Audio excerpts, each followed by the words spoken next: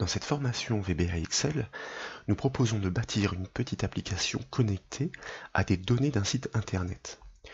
Voici le contexte. Imaginons que chaque mois, vous perceviez des gains en dollars. L'objectif est de pouvoir réaliser la conversion, puisque vous habitez en Europe, en euros, selon un taux de change en vigueur. Cette information est une donnée qui fluctue continuellement, régulièrement. Et certains sites internet, comme boursorama.com, donnent ces informations en temps réel. Nous voyons par exemple sur cette page que à l'heure où nous avons affiché ces données, qu'un dollar vaut 0,84 euros, ce qui signifie que le dollar est bien plus faible que l'euro et que vraisemblablement donc, après conversion, le montant en euros sera inférieur au montant en dollars. Pour réaliser les manipulations comme toujours, vous pouvez télécharger ce classeur depuis le site bombage.fr. L'objectif est de pouvoir, en cliquant sur le bouton actualiser donc, extraire les informations depuis le site internet pour isoler le taux de change afin de réaliser la conversion. Mais nous verrons que nous souhaitons aussi pouvoir générer cette extraction sur différents événements. C'est la raison pour laquelle nous proposons de bâtir un code dans une fonction qui pourrait être appelée. Je vous rappelle le raccourci clavier Alt F11, Alt plus la touche F11, qui permet de basculer dans l'éditeur de code Visual Basic Excel. Nous pouvons aussi utiliser le ruban développeur. Une fois que nous avons affiché l'éditeur de code Visual Basic, nous allons commencer par ajouter un module qui apparaîtra dans l'arborescence de l'explorateur de projet, en passant par le menu Insertion et en cliquant sur la rubrique Module. Si bien que le module nommé Module 1, que nous pourrions renommer, s'affiche avec sa feuille de code au centre. Nous allons commencer classiquement par ajouter l'instruction option explicite. Je vous rappelle que ainsi, nous forçons VBA à vérifier toutes les déclarations de variables que nous réalisons afin de ne pas permettre des déclarations erronées. C'est une sécurité supplémentaire pour le code. Puis, nous allons créer notre fonction qui, dans un premier temps, a pour objectif de récupérer les données de la page web issue du site boursorama.com. Nous allons la nommer arbitrairement récupérer web, comme ceci. Nous validons, comme VBA est permissif et vous le savez, il ajoute les parenthèses qui servent logiquement à passer les arguments de la fonction, ici elle n'en a pas, et à boucler effectivement la fonction par les mots-clés endFunction. Classiquement, lorsque nous commençons le codage, nous débutons par la déclaration de variables.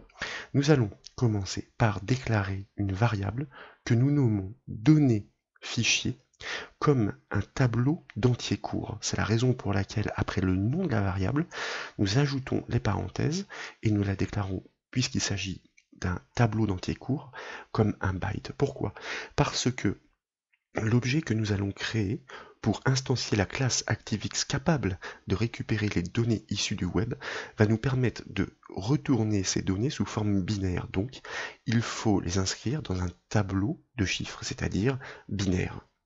Nous avons aussi besoin d'une variable que nous allons nommer page web qui va permettre de mémoriser et manipuler l'URL précise à laquelle nous allons nous connecter sur le site boursorama.com, ainsi que d'une variable que nous nommons chemin qui, elle, va permettre de mémoriser le chemin d'accès local à l'application Excel dans lequel nous allons pouvoir enregistrer les données binaires récupérées depuis le site internet afin d'en extraire effectivement l'information souhaitée, c'est-à-dire le taux de change. Puis, bien sûr, nous avons besoin d'une variable objet, celle qui va permettre d'instancier la classe ActiveX afin de récupérer ces données binaires. Donc, nous déclarons cette dernière variable comme un objet, objet réponse, as object. Ensuite, et fort logiquement, après avoir déclaré les variables, nous initialisons et affectons les variables que nous pouvons initialiser ou affecter en commençant par la variable objet, à savoir objet réponse. Donc, set objet réponse, vous savez que le mot-clé set est obligatoire pour pouvoir instancier une classe et ainsi initialiser une variable objet, grâce à la fameuse fonction VBA que nous avons déjà utilisée à maintes reprises, createObject, qui selon l'argument que nous lui passons en paramètre, va permettre d'instancier l'une ou l'autre classe ActiveX. Comme il s'agit néanmoins, ou plutôt d'un argument qui est assez complexe, j'ai pris soin de le mémoriser dans un fichier texte afin de ne pas me tromper dans sa réplication. Sachez que l'aide en ligne de VBA vous fournira tous ces arguments, dont celui que vous avez sous les yeux, WinHTTP Prequest 5.1, qui permet effectivement d'instancier une classe ActiveX pour hériter des propriétés et méthodes permettant de se connecter à un site internet afin d'en récupérer les données binaires. Nous avons donc instancié la classe ActiveX et donc nous avons affecté notre variable objet. Nous allons en profiter pour initialiser nos autres variables de type chaîne de caractères en commençant par la variable page web que nous devons initialiser à la valeur de l'URL précise de la page du site boursorama.com dans laquelle il y a effectivement l'information sur le taux de change en temps réel. Là encore, comme l'URL est assez complexe, plutôt que de la retaper, eh bien je l'avais mémorisée. Ensuite, il s'agit de mémoriser dans la variable chemin le chemin d'accès local au répertoire de l'application. Nous l'avons vu là encore à maintes reprises, VBA Excel propose un objet qui se nomme ThisWorkbook, qui désigne ce classeur littéralement, qui possède notamment une propriété pass qui renvoie le chemin d'accès jusqu'au répertoire de l'application, auquel nous allons associer, concaténer plutôt, eh bien, le chemin manquant, à savoir l'anti-slash pour rentrer dans le dossier et le nom du fichier dans lequel nous souhaitons écrire les données binaires restituées par la requête web que nous allons exécuter grâce à la classe ActiveX. Ce fichier données.txt pour l'instant, bien sûr, n'existe pas. Nous allons, pour nous assurer que nous n'avons pas commis d'erreur, passer par le menu débogage afin d'effectuer une petite compilation. Si l'éditeur ne renvoie aucune erreur, c'est que jusque-là, a priori, tout va bien. Puisque nous avons effectivement instancié notre classe et puis initialisé nos principales variables, il s'agit maintenant d'exploiter les méthodes et propriétés héritées de la classe ActiveX afin de se connecter au site web pour en récupérer les données binaires. Notre objet, je vous le rappelle, nous l'avons instancié, nous l'avons affecté, se nomme objet réponse. Il possède désormais une propriété open qui, lorsque nous lui passons en premier paramètre l'information get, réalise une requête HTTP qui consiste à demander la récupération d'informations, get littéralement. La récupération d'informations de quoi? Eh bien de la page web dans laquelle nous avons effectivement mémorisé le chemin d'accès précis à l'URL. Et puis, nous allons terminer par le dernier paramètre false. Sachez qu'il permet de demander à ce que cette requête HTTP se fasse en mode synchrone, c'est-à-dire temps réel, et non asynchrone, non décalé. Puisque nous venons de formuler grâce à la méthode open de notre variable objet réponse notre requête HTTP, nous allons envoyer cette requête par la méthode send cette fois-ci. Et comme nous avons envoyé cette requête, une réponse va être fournie, qui est fournie par la propriété responseBody de notre objet qui a instancié cette classe ActiveX, que nous allons, puisqu'il s'agit d'une réponse binaire, stocker dans notre variable, ou plutôt notre tableau de variables d'entier court que nous avions déclaré à cet effet, en l'affectant grâce à notre variable objet réponse et à sa propriété responseBody cette fois-ci, récupérer en effet la réponse binaire fournie suite à la requête HTTP que nous avons formulée. Comme nous sommes à ce stade censés avoir récupéré toutes les données binaires de la page web de Boursorama de laquelle nous souhaitons extraire l'information, nous n'avons plus besoin de notre variable objet. Comme vous le savez, au travers des différentes formations que nous avons faites ensemble, il s'agit de vider cet objet afin de libérer les ressources. Pour cela, nous utilisons de nouveau le mot-clé set afin de l'affecter. L'affecter à quoi? À nothing, afin effectivement de le vider et de libérer les ressources. Set objet réponse égale nothing. Ensuite, donc, puisque toutes ces données binaires sont pour l'instant en mémoire dans notre tableau de variables nommé données fichiers, il s'agit de pouvoir le parcourir afin de les restituer et de les écrire sur le disque. Nous avions, à maintes reprises, là encore, exploité l'instruction open qui permet d'accéder en mémoire à des fichiers en lecture ou en écriture. Le fichier est désigné par son chemin d'accès qui suit cette instruction open, sauf que cette fois-ci, nous ne souhaitons pas y accéder for input ou for output lecture ou écriture basique, mais pour un accès en écriture binaire, il faut le dire, car nous traitons des données binaires. L'expression est la suivante, for binary access write, et comme toujours, lorsque nous accédons à un fichier en mémoire, nous devons préciser l'adresse que nous allouons en temps réel à la volée arbitrairement avec le numéro 1 casier mémoire, à partir duquel, effectivement, nous allons pouvoir lire ou écrire. J'ai oublié le mot-clé as, donc c'est une petite erreur en même temps que je commente, rien de bien grave, on peut effectivement le corriger à la volée. Avant d'écrire ce qui doit se passer dès lors que nous accédons en écriture binaire à ce fichier, je vous rappelle que ce fichier est le fichier données.txt situé dans le répertoire de l'application. N'oublions pas, à l'issue du traitement, de fermer ce fichier que nous traitons en mémoire afin de libérer les ressources. Je vous rappelle aussi que pour les accès en écriture, nous l'avions déjà vu dans la formation pour importer ou exporter des données en VBA Excel, que si le fichier n'existe pas, il est créé, et que s'il existe, ces données sont écrasées. Cette fois-ci, ce n'est pas l'instruction print que nous allons exploiter, mais pour un accès en écriture binaire, l'instruction put suivie de l'adresse mémoire à laquelle nous allons écrire. Puis en deuxième paramètre, nous allons indiquer que nous allons inscrire dans ce fichier, ligne à ligne, les informations du tableau de variables. De quel tableau de variables? Tout simplement le paramètre que nous fournissons, cette fois-ci en troisième argument, en essayant de ne pas se tromper dans son orthographe, comme ceci. Données fichier. Donc nous pouvons ici effectuer une petite compilation afin de nous assurer en tout cas qu'il n'y a pas d'erreur dans la déclaration d'affectation des variables à ce stade. Le répertoire de l'application, je l'ai mémorisé ici, c'est celui dans lequel se trouve notre classeur Excel, celui dans lequel nous sommes en train de bâtir notre code VBA. Vous constatez que pour l'instant il est seul dans son dossier. Si nous revenons dans notre code VBA Excel et que nous enfonçons la touche F5 du clavier ou que nous exécutons notre code en cliquant sur la petite flèche de la barre d'outils, nous constatons que vraisemblablement un traitement se réalise mais qu'il est transparent puisqu'aucune interaction n'est demandée avec l'utilisateur. Si nous revenons dans notre dossier, vous constatez que désormais il y a effectivement un fichier qui se nomme données.txt, tel que nous l'avons nommé, enregistré dans notre variable de type string, et que ce fichier contient toutes les informations HTML restituées de la page à laquelle nous nous sommes connectés.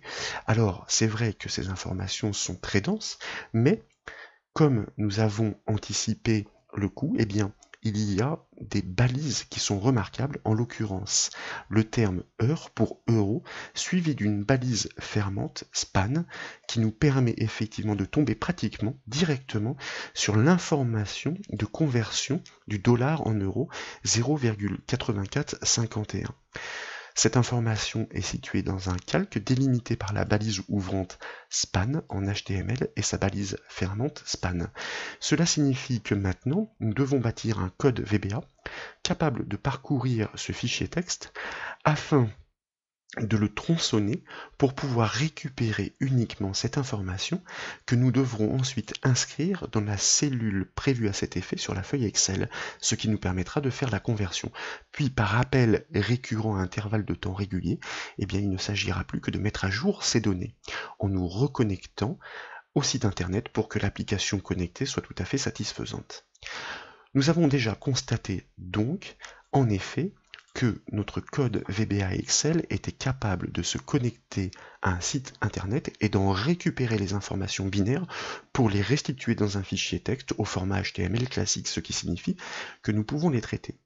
Avant de nous occuper de la fonction qui va permettre de décortiquer ces informations en lecture, nous allons associer notre bouton actualiser à un code VBA qui va tout simplement appeler cette fonction récupérer web afin que lorsque l'utilisateur clique sur le bouton actualiser, eh bien le processus s'enclenche. Pour ce faire, je vous rappelle qu'un clic droit sur le bouton suivi de affecter une macro dans le menu contextuel permet de nommer, si la macro n'existe pas déjà, donc de nommer la procédure de code que nous pourrions par exemple nommer fort logiquement actualiser, puis en cliquant sur le bouton nouvelle, de la créer directement, certes dans un nouveau module, pourquoi pas le module 2, qui va consister, effectivement ce code, à appeler tout simplement la fonction récupérer web. Comme cette fonction ne demande aucun paramètre, et bien l'appel se fait sans les parenthèses. C'est ce que nous allons d'ailleurs tester, car constatez qu'il est 10h23 au moment où nous faisons cette formation, et que le dernier téléchargement ou récupération des informations a été réalisé à 10h20. Si nous revenons sur notre classeur Excel, que nous cliquons sur une cellule afin de désélectionner le bouton, et que nous cliquons sur le bouton afin d'appeler la fonction de récupération, vraisemblablement, effectivement, le lien s'est bien réalisé, puisque lorsque nous revenons dans notre dossier, vous constatez que les informations les plus fraîchement récupérées ont été récupérées à 10h23. Donc, le lien entre notre bouton et notre procédure de code par appel de la fonction a été réalisé convenablement. Il s'agit maintenant, comme je vous le disais, de créer la fonction qui va permettre de décortiquer cette information HTML afin d'en extraire, celle qui nous intéresse, le taux de change, une fois que les données ont été rapatriées. Donc, mot-clé function pour créer de nouveau une fonction que nous allons appeler cette fois-ci récupérer taux, puisqu'il s'agit de récupérer le taux, et à laquelle nous allons passer un paramètre qui est le chemin d'accès du fichier que nous devons lire par le code VBA. Donc, c'est une variable de type string. Nous la renommons chemin. Je vous rappelle que il n'y a aucun risque de réemprunter un nom de variable utilisé, car le nom chemin que nous avions utilisé ici dans la procédure récupérer web est une variable privée et non publique. Ça veut dire que sa durée de vie est limitée à la fonction elle-même, si bien que lorsque nous entrons dans la fonction récupérer taux, eh bien cette variable n'est plus connue.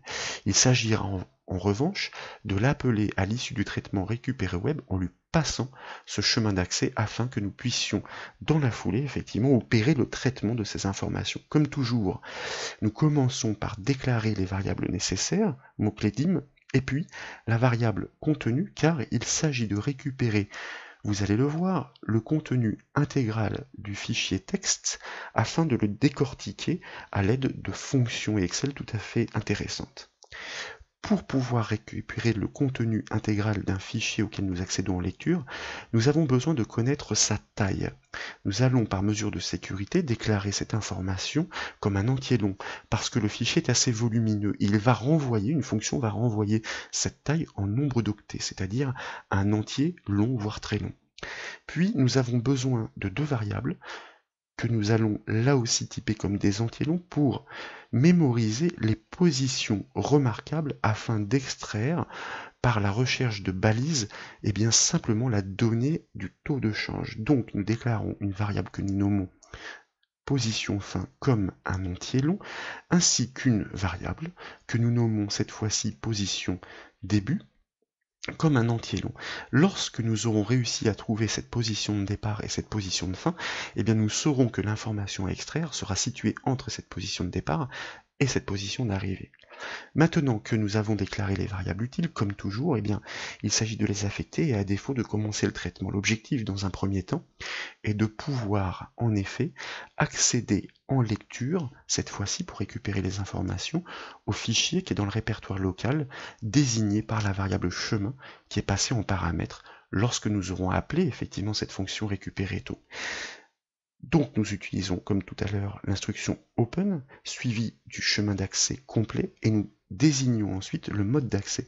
C'est un mode d'accès en lecture, tout simple, for input.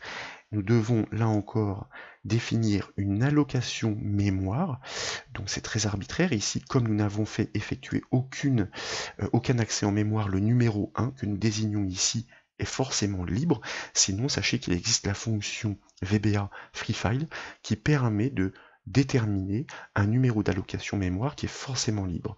Nous sommes en accès mémoire à ce fichier, désigné par la variable chemin. Nous souhaitons mémoriser ou stocker dans la variable contenu l'intégralité du fichier texte téléchargé par l'instanciation de la classe ActiveX. Nous allons commencer par demander à une fonction VBA quelle est la taille de ce fichier en octets pour pouvoir le lire sur l'ensemble de ces octets. C'est la fonction VBA LOF, qui littéralement signifie length of file, ça veut dire la longueur du fichier. La longueur de quel fichier? Eh bien, celui qui est désigné par son adresse mémoire, le numéro 1. Puisque nous connaissons la longueur de ce fichier en octets, une autre fonction VBA cette fois-ci va nous permettre d'affecter la variable contenu à l'intégralité du contenu de ce fichier. Cette fonction est la fonction input qui requiert deux paramètres. Donc nous ouvrons la parenthèse. Le premier de ces paramètres est la taille du fichier que nous sommes en train de lire, sur laquelle nous souhaitons prélever le contenu afin de l'affecter à la variable. Et le fichier en question est le fichier qui est désigné par son adresse mémoire, le numéro 1 comme toujours. Nous allons effectuer une petite compilation à ce stade pour nous assurer, comme toujours, qu'il n'y a pas de souci. Maintenant donc que nous avons récupéré l'intégralité du contenu du fichier texte et que nous avons fermé l'accès en mémoire, il est temps de commencer à traiter ce contenu grâce à la variable contenu. Mais il faut pouvoir, dans un premier temps, prélever les positions des balises remarquables. Je vous rappelle qu'il y a la balise fermante span située juste après l'expression EUR pour euro.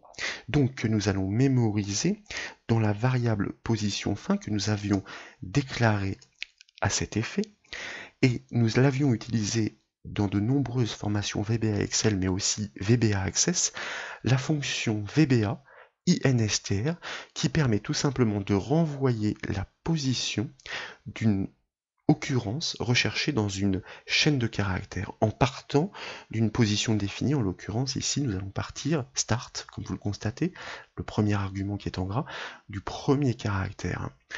Nous travaillons sur quelle chaîne de caractères? Nous travaillons sur la chaîne de caractères contenu qui a mémorisé l'intégralité du fichier texte. Quelle est l'occurrence, la première occurrence sur laquelle nous devons nous arrêter pour envoyer sa position? Je vous rappelle, nous avons fait un petit essai tout à l'heure, qu'il s'agit tout simplement de l'expression heure suivie de la balise fermante span. Nous demandons effectivement dans un premier temps à VBA Excel de mémoriser cette position afin de pouvoir ensuite, par d'autres fonctions, décortiquer l'information et l'extraire. Il s'agit de faire un test à ce stade pour vérifier que nous avons réussi correctement, au moins à extraire cette information après avoir accédé en lecture. Donc, nous allons tout simplement, par le biais d'un MSGBox, afficher cette valeur et voir si effectivement nous arrivons à la réceptionner.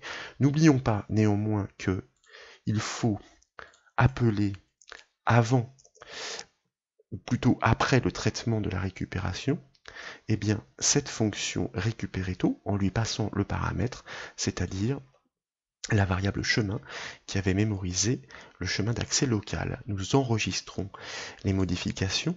Nous allons cliquer sur le bouton actualiser qui est censé en effet récupérer les informations du web pour les mettre à jour et constater que l'information nous est renvoyée sur la position en octets de cette balise remarquable située juste après le taux de change à la position 122 985. Donc tout semble cohérent. Si nous retournons dans notre petit dossier, nous constatons que l'heure de la dernière mise à jour est 10h30. Une fois encore, c'est cohérent. Donc nous avons réussi à accéder à ces informations récupérées depuis le web en lecture et réussi aussi à déceler la position de la balise fermante de l'information du taux de change à récupérer. Ce que nous souhaitons maintenant, c'est de pouvoir récupérer la position de départ. Si nous avons avant et après, eh bien, il suffira de récupérer ce qu'il y a entre. Mais avant cela, nous allons uniquement conserver dans la variable contenu l'information utile, puisque tout ce qu'il y a après cette balise, c'est-à-dire après la position fin, ne nous est plus utile, si bien que nous allons libérer quelques ressources. Pour ce faire, nous utilisons la fonction left qui permet de prélever un morceau d'une chaîne de caractères en partant de la gauche, left, gauche, sur une longueur donnée. Donc, eh bien, c'est la variable contenu elle-même que nous souhaitons tronquer.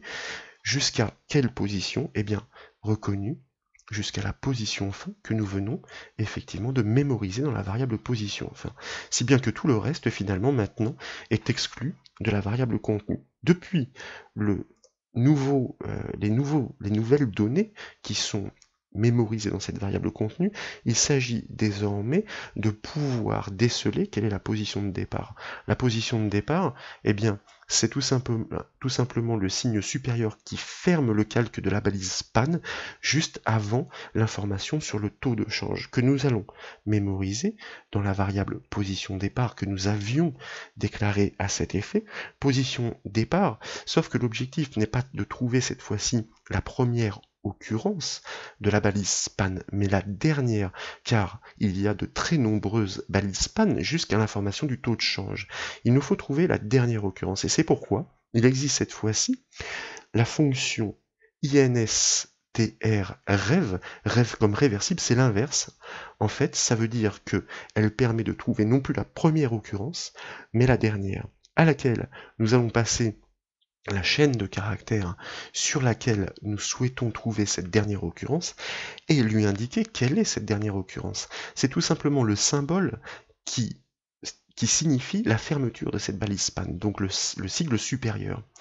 Nous allons rajouter à cette valeur de retour l'incrément 1. Pourquoi? Bien parce que tout simplement si elle est trouvée, cette balise fermante, la position qui va nous être renvoyée est tout simplement la position située juste avant le symbole. Et nous souhaitons nous positionner juste après, c'est-à-dire juste avant le taux de change. Donc nous rajoutons 1 pour déplacer le point d'insertion un caractère plus loin. Il s'agit là encore de pouvoir faire un petit essai. Donc nous allons afficher par le biais d'une fonction MSGBox le résultat que nous sommes censés avoir mémorisé à ce stade. Nous enregistrons, nous retournons sur notre classeur Excel et puis nous relançons l'exécution du code afin de récupérer les données et puis de ensuite les traiter. Alors constatez que ici il y a vraisemblablement une erreur de ma part dans le nom de la fonction utilisée, c'est tout à fait logique. Regardez, j'ai nommé cette variable position de départ, alors qu'en réalité, je l'avais appelée dans sa déclaration position de début. Ainsi, l'expression option explicite que nous avions posée en début de code a déclenché le débogueur VBA et ne nous a pas permis d'aller plus loin puisqu'une erreur a été détectée. Eh bien, je pourrais changer soit la déclaration, soit changer le nom de la variable. On va changer la déclaration et on va faire un petit débogage à ce stade pour nous assurer que tout va bien. Alors, il y a une petite erreur qui a été générée, mais ce n'est pas très grave. Cela ne va pas nous empêcher de poursuivre, donc nous relançons notre exécution de notre fichier Excel. Voilà, ce sont des petites mésaventures qui arrivent parfois, c'est pas le mieux lorsque ça se produit pendant la formation, mais constatez que néanmoins, cela ne nous empêche pas de progresser. Donc, si nous refaisons une petite compilation et que notre code est arrêté, normalement, tout devrait bien se passer. Nous allons le confirmer donc en relançant l'exécution de notre code après avoir cliqué sur le bouton actualiser pour constater que la position renvoyée cette fois-ci se trouve quelques caractères plus tôt que la précédente qui était 122 985 de mémoire et ici 122 977. Semble-t-il donc nous avons réussi à encadrer l'information que nous souhaitons récupérer, soit l'information sur le taux de change. Je vous rappelle que nous avions utilisé à de nombreuses reprises, là encore dans différentes formations VBA, la fonction mid qui permet de découper une chaîne de caractères en fonction d'une position de départ et une longueur de caractères sur laquelle le prélèvement doit s'effectuer. Donc, nous allons affecter notre variable contenu à cette nouvelle valeur grâce à la fonction mid à laquelle nous allons passer en premier paramètre la variable contenu elle-même, c'est-à-dire le contenu du fichier mémorisé sur lequel nous agissons, pour lui dire que nous allons le découper en partant d'une position de départ qui est mémorisée dans la variable position départ et non position début, l'erreur que j'avais faite précédemment. Sur quelle longueur? Eh bien, sur la longueur entre la balise du span ouvrant et la balise du span fermant. Eh bien, c'est tout simplement la différence entre la position de fin mémorisée et la position de départ mémorisée. Donc, position fin moins position départ. Comme ceci. À ce stade, nous sommes donc censés avoir récupéré effectivement l'information textuelle qui est située entre la balise ouvrante et la balise fermante du calque. Nous pourrions d'ailleurs faire un petit essai, mais d'ailleurs nous allons faire un petit essai pertinent, c'est-à-dire que nous allons encadrer cette information du contenu entre deux cotes, entre deux simples cotes, donc nous utilisons le et commercial pour concaténer l'information. Et puis, nous retournons sur notre classeur afin de déclencher le code et constater que nous avons bien récupéré la valeur du taux de change en vigueur en temps réel, mais qu'il y a quelques parasites, c'est-à-dire des espaces qui traînent, vous voyez, la simple cote ne se ferme pas juste derrière le 9, c'est très bien, nous allons donc purger ces espaces, car sinon l'information, une fois restituée dans la cellule, serait considérée comme du texte. Et d'ailleurs, à la volée, il faut en profiter pour remplacer le point par une virgule, car je vous rappelle que en France notamment, la décimale est matérialisée par une virgule et non un point. Le point aurait le même effet que les espaces dans la cellule Excel, à savoir transformer le contenu de la cellule en texte, et donc les opérations ne seraient plus possibles. Pour ce faire, il y a une fonction là aussi que nous avons utilisée à maintes reprises. Alors je vais laisser mon MSGBox temporairement, de manière à faire quelques petites remarques au fur et à mesure. Nous avons utilisé donc à maintes reprises la fonction VBA replace qui permet tout simplement de remplacer dans une chaîne de caractères à définir en premier paramètre une occurrence par une autre. En deuxième paramètre, quelle est cette occurrence? Ce que nous devons trouver, l'espace entre double cote, à remplacer par quoi? Replace à string. Eh bien par rien, donc double cote. Et normalement, rien qu'avec cette ligne de code, nous sommes susceptibles d'avoir purgé l'information extraite des espaces potentiels et résiduels. Nous exécutons notre code et nous constatons que non seulement le taux de change a légèrement varié, et que nous avons bien purgé les espaces, tout fonctionne parfaitement. Dans la foulée donc, nous allons en profiter pour remplacer le point par une virgule pour que les décimales soient correctement matérialisées lors de la réception de l'information. Nous pouvons imbriquer les fonctions replace les unes dans les autres. Ça veut dire qu'une fois que le contenu a été traité et débarrassé, purgé de ces espaces, eh bien, cette valeur est récupérée par la deuxième fonction replace et nous allons cette fois-ci rechercher l'information du point que nous allons remplacer, replace, par une virgule entre double cote, le point, comme la virgule.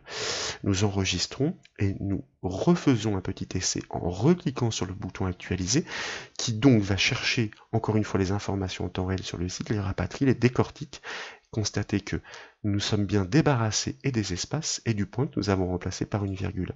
Ça veut dire que nous sommes maintenant en mesure d'exploiter cette donnée du taux de change que nous avons non seulement réussi à récupérer en temps réel, mais à extraire de l'immensité des informations HTML reconstruites dans le fichier texte. Pour cela, nous devons inscrire cette information dans la cellule dédiée, à savoir la cellule E10, ce que nous allons faire dans la foulée, grâce, je vous le rappelle, à un objet que nous avions exploité dès la première formation VBA Excel, à savoir l'objet range, qui permet de désigner une plage de cellules et à défaut une cellule, à représenter par ses références, E10, entre double cote, sa propriété value qui permet d'accéder à son contenu que nous allons affecter tout simplement à la variable contenu qui maintenant, eh bien, ne doit plus mémoriser que la valeur du taux de change. Qu'en est-il si nous exécutons de nouveau le code en cliquant sur le bouton actualiser? Eh bien, vous constatez qu'en effet, en temps réel, nous avons réussi à récupérer la valeur du taux de change. Ce qui signifie que nous pouvons désormais réaliser l'opération tout simplement avec un calcul Excel directement dans la cellule 12 qui consiste à multiplier la valeur des gains en dollars par le taux de change en vigueur, comme ceci, et à valider le calcul si bien que tous les résultats se mettront à jour à chaque nouvelle importation. Comme vous le constatez, effectivement, un gain de 65,09 $ correspond à peine à 54,80 €. Donc, puisque nous avons réussi, en effet, non seulement à récupérer les informations d'une page web et à en décortiquer l'information, il s'agit maintenant de pouvoir remettre à jour ces informations à incrément de temps régulier, puisque l'objectif est de pouvoir visualiser au fur et à mesure des mises à jour l'évolution du taux de change et des gains en euros. C'est la raison pour laquelle nous allons tout simplement créer en dessous, à la suite, une fonction que nous allons nommer appel récurrent. Cette fonction, grâce à une fonction VBA Excel qui se nomme timer et que nous avons déjà utilisée à plusieurs reprises, notamment dans la formation VBA Access pour archiver les données et créer un diaporama qui permettait à tous les intervalles de temps définis, un incrément régulier, de générer des événements. Nous allons commencer par déclarer les variables nécessaires en commençant par la variable début que nous ne typons pas. L'objectif est que ces variables début mémorisent le temps qu'il est au moment où nous engageons le processus d'incrément de temps. Puis, nous allons, et vous allez comprendre pourquoi, déclarer une variable booléenne que nous nommons incrément, tout simplement, et que nous déclarons comme un booléen. Nous allons nous aider d'intelligence pour pouvoir valider ce typage, tout simplement parce que cette génération intervalle de temps régulier, nous allons l'inscrire dans une boucle infinie, c'est-à-dire tant que le critère est vérifié, le critère consistera à vérifier que la variable incrément est bien calée à true. Et comme elle sera toujours à true, cette boucle sera infinie et tous les incréments de temps régulier à définir, 5, 10, 15 secondes, nous allons appeler la fonction récupérer web qui elle-même va appeler la fonction récupérer taux, si bien que la mise à jour va se faire en continu dès lors que le classeur Excel est ouvert. Donc, nous allons initialiser notre boucle infinie grâce à l'instruction while, la boucle tant que, qui consiste à vérifier pour connaître effectivement les limites de son traitement récurrent un critère, tant que incrément est égal à vrai, ce qui est toujours vrai. Je vous rappelle qu'une boucle while, il s'agit aussi de boucles que nous avons déjà traitées, se termine par l'instruction when, et à l'intérieur de cette boucle while, nous allons effectivement réaliser nos traitements récurrents sur le temps en commençant par initialiser notre variable début sur le temps qu'il est grâce à la fonction timer, qui va renvoyer à la seconde près le temps qu'il est.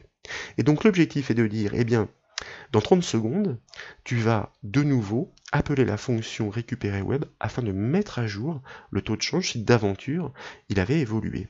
C'est la raison pour laquelle, dans la foulée et à l'intérieur de cette boucle infinie, nous initialisons une boucle do while qui consiste à vérifier ce critère sur le temps. La fonction timer renvoie toujours le temps qu'il est à la seconde près. Si le temps qu'il est n'a pas dépassé le temps que nous venions d'enregistrer plus, par exemple, 30 secondes, à ce moment-là, nous bouclons dans le vide, ça veut dire que tant que ce critère n'est pas vrai, nous ne faisons rien d'autre, sauf que dans la boucle do while, nous allons ajouter l'instruction do events qui permet de rendre la main au processeur, car une boucle do while telle que celle-ci serait sinon une boucle infinie qui risquerait d'engorger le processus et donc de faire une application qui ne serait pas propre. En l'occurrence ici, à chaque passage, l'instruction do events va rendre la main au processeur et l'application sera tout à fait satisfaisante.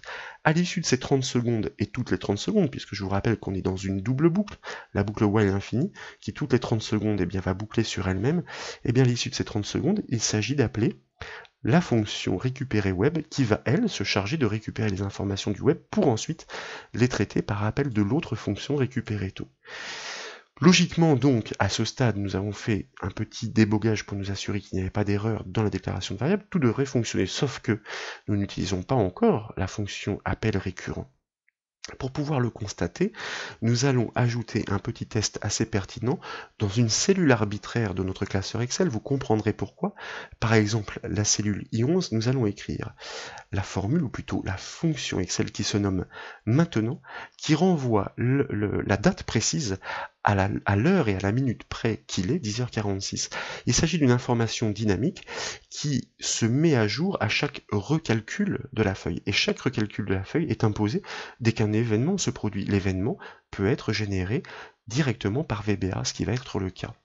L'objectif est de pouvoir mettre à jour ces données dès l'ouverture du classeur. C'est la raison pour laquelle Dans l'explorateur de projet VBA, nous allons double-cliquer sur l'élément This Workbook, et ça aussi c'est une notion que nous avions déjà vue, notamment pour afficher un user form à l'ouverture de l'application. En choisissant depuis l'objet gauche, depuis la feuille de code de l'élément This Workbook pour ce classeur, l'objet Workbook, eh bien, nous créons par défaut, notez qu'il y a beaucoup d'événements que nous pourrions gérer, l'événement Open, à savoir que le code que nous allons écrire entre les bornes de cette procédure va tout simplement s'exécuter à l'ouverture du classeur. Eh bien, la première chose à faire est tout simplement d'appeler la procédure, ou plutôt la fonction récupérer web, qui, je vous rappelle, se charge de récupérer les informations depuis le web, de les décortiquer pour rapatrier le taux de change, et ensuite, on va initialiser cette récupération à un incrément de temps régulier, et il s'agit donc d'appeler la fonction appel récurrent dans la foulée, la fonction appel récurrent qui elle-même, toutes les 30 secondes, appelle récupérer web, qui appelle récupérer taux.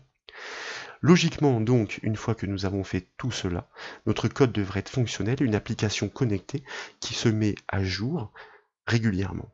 C'est ce que nous allons vérifier en fermant notre classeur Excel et en le réexécutant directement depuis l'explorateur Windows. Notez que la dernière implantation a eu lieu à 10h40 alors qu'il est 10h48.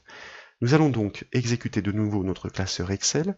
Normalement, notre événement de l'ouverture du classeur a été généré, si bien que le code a été exécuté. Notez la mise à jour de l'heure et de la date précise, vraisemblablement de la mise à jour du taux de change qui effectivement a été réactualisé. Nous devrions constater, à défaut que le taux de change ait changé, que dans 30 secondes, eh bien, les informations seront bien mises à jour, et la date, et le taux de change. Donc, pour patienter, nous allons revenir dans notre explorateur Windows et remarquer qu'effectivement à 10h48, il y a bien eu le dernier traitement de données rapatriées qui ont pu effectivement être consolidées sur la feuille Excel. Vraisemblablement, notre taux de change a été mis à jour, mais l'information sur la date, elle, n'a pas encore évolué puisqu'il est toujours 10h48. Cela ne devrait tarder. Alors ça ne se fait pas la seconde près, parce que tout dépend la seconde à laquelle nous avons généré cet événement qui a lui-même lancé l'exécution des deux fonctions qui ont permis de mettre à jour et le taux de change et l'heure. Et bien constatez qu'effectivement l'heure ici a bien été mise à jour, ça veut dire que le taux de change a bien été rapatrié, il n'a pas été modifié ou mis à jour dans l'intervalle de temps, ça arrive, parfois c'est toutes les 2, toutes les 3 minutes, néanmoins, désormais, nous avons effectivement une application connectée qui permet de récupérer des informations depuis le web, cela veut dire que ça ouvre beaucoup de portes et beaucoup de possibilités pour concevoir comme cela des applications professionnelles connectées avec VBA et avec Excel. Voilà pour cette petite démonstration, j'espère que cette vidéo vous a plu. Si c'est le cas, je compte sur vous pour mettre un petit j'aime comme toujours, et comme vous le savez, vous pouvez retrouver toutes les autres formations sur le site bombache.fr. Je vous remercie.